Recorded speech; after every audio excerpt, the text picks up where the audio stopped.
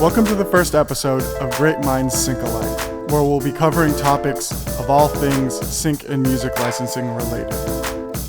In this episode, we will be going over one of my cues that have been licensed for TV for well over 8 years now. We'll take a look at how much money it's made me, how many times the cue's been used, and a basic look at its arrangement. Producers and artists always ask me, how much money can I make in sync licensing?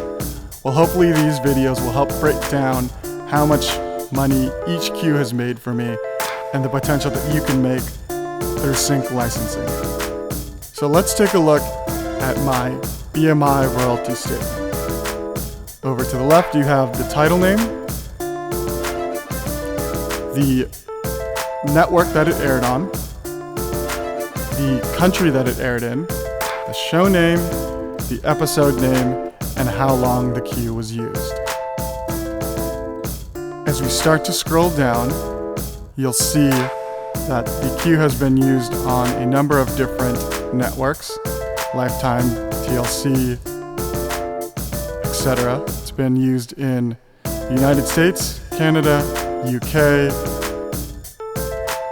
Poland, Romania, Germany. And you can see that it's been used on multiple TV shows and as well as multiple episodes on each of those TV shows. You'll also notice that the cues have been used from anywhere from a couple seconds, 5, 9, to just under a minute, 56 seconds. So let's go ahead and scroll all the way down here.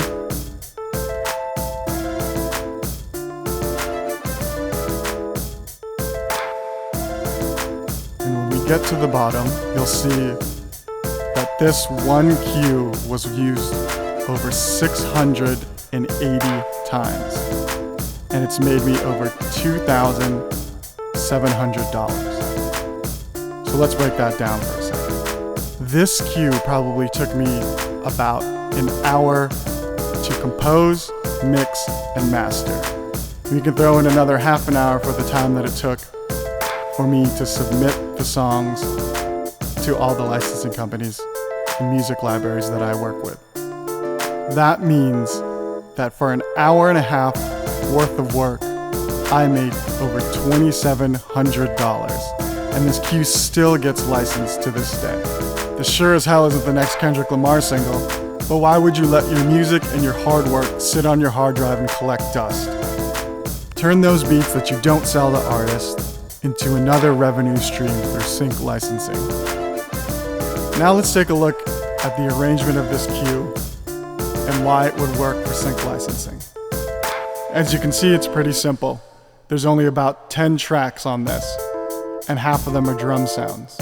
The one thing you always want to keep in mind when making music for sync licensing is that you don't want the music to be so full that it clashes with the dialogue that's happening above it.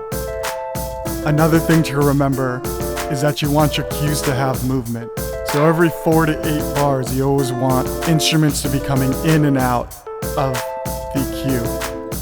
So as you can see, the main instruments in this cue are coming in about every 8 bars. And every 4 bars, I have effects coming in, or a drum breakdown, or a roll of some sort. This gives the music editors and music supervisors plenty of material and edit points to use for their shows. You want to stay away from just looping a 4-bar loop for 5 minutes.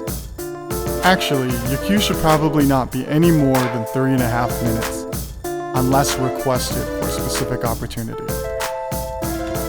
So there you have it. These are some of the basics for sync licensing, as well as the potential income that sync licensing can make for you.